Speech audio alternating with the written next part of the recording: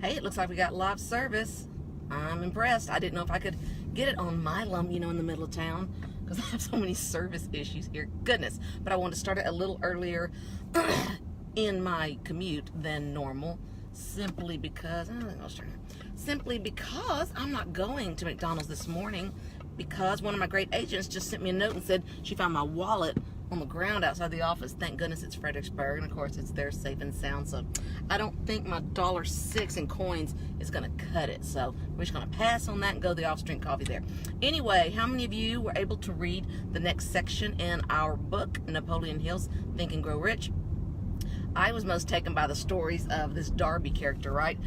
So he and his uncle, back in the day, they come up with this gold mine, and so they're going to mine, and they strike some gold ore. They're doing well, they're feeling confident, so they go and they buy this machinery on loan that they can ill afford to do the more mining, and they keep mining, and as you would expect in a story such as this, their luck runs out and the gold runs out.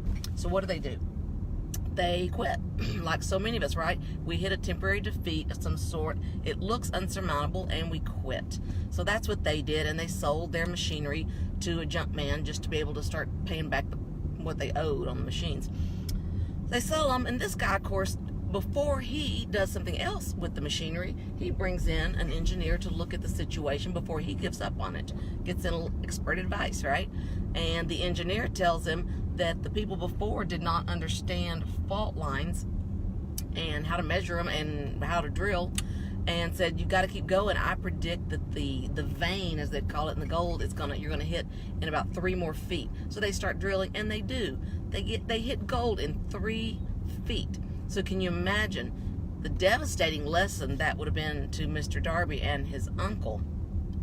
Well, the thing I love about that story is that Mr. Darby, unlike most people who would suffer that defeat, and let's face it, in life when things like that happen, what do you tend to do?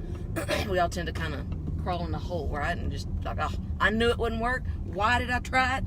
People told me I shouldn't have tried it. I'll never make anything of myself, right? And that's the natural instinct, I think. But he didn't do that. He said, you know what? I'm going to take that lesson with me into the next phase of life, into the next job I do. So the next job he did was he went into insurance, and he used that to learn the lesson of, he said, I would never stop selling short, because I knew in 3 more feet is where the victory was going to be found, and he wanted to always have that. So he said he never quit selling insurance until he was one of the top 50 insurance salesmen in the country, which I think is pretty amazing that he kept going, didn't give up. And so, yeah, I'm making the block a little bit. I'm going to stretch it out because, as y'all know, I work like 3 blocks from my house.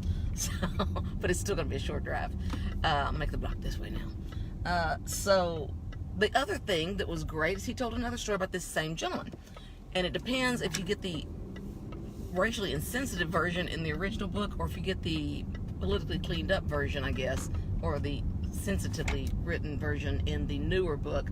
The neat thing about is at least if you're reading the new version, you would never think anything about it, so that's good.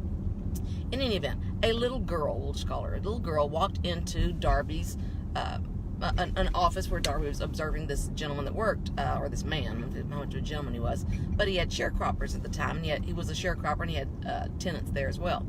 And this little girl came in and said, my mom says I need 50 cents. And he told her, I'm not giving you 50 cents. You need to go on. And so she came back, and she sat there, and she agreed. She said, yes, sir. But she sat there. And he looked at her, and he said, after a few minutes, he noticed she was still sitting there. This little girl, and he came up, and he said, I told you need to get on home. She said, no, sir. My mom said she needs 50 cents. And Darby said it was the most amazing thing. He said he watched his ill-tempered relative eventually dig into his pocket, get 50 cents, and hand it to the little girl. And then watch the man just kind of marvel himself at the fact that he had given in to this little girl and given her his way. So he said in insurance, he always used that from then on, and said, I never again, he said, I sold almost all the insurance I sold after people had told me no. And I think that's the most key thing we can learn here. Most of the success he had, and most people will have, is after you get your first no. So I think as realtors, as parents, as school principals, our main question to ask ourselves is, what is our behavior? What is our go-to once we get a no? Right? We hear a lot of no. So what we don't want to do is we do not want to give up 3 feet short of the goal vein, right? We don't want to give up till we get that 50 cents. You ask enough times in enough different ways if you have to, till you get your 50 cents and you hit gold. And I know it's so easy for us to give up and not do that. So that's going to be our challenge for today. What can you do to make sure you aren't giving up just too quick? You know, the book says success is funny that way. It loves to put just enough failures in front of you that'll trip you up if you're not dedicated, and things that'll make you want to just give up because it'll be the easiest thing to do. So we are not going to do that. Are you with me? That's not going to be our story. We are going to hang in there and we're going to get the results that we want. So we will be reading the next chapter. What's it called? I didn't bring my book. Desire. We're going to read that full next chapter for tomorrow. So get on it and be ready to give some feedback. If y'all have any stories that correlate with this, as always, feel free to share. In the meantime, Frankie boy needs a sweater, I think. So Frankie and Coco say, y'all have a wonderful day. You know, man, it's so weird. The camera I'm using for Facebook is so much more blown out, and the one for Instagram, you can just see her sweet little face so well. Such a beautiful little monkey. The book is Think and Grow Rich, the classic by Napoleon Hill. You can get it on Audible or in paperback. It's one of those books that if you're really into self-improvement, I actually think you should do both. It's actually cold here too. It's 30 degrees. I think you should actually do both if you can. I'm listening to the Audible of the original version, and I have the book of the 21st century version.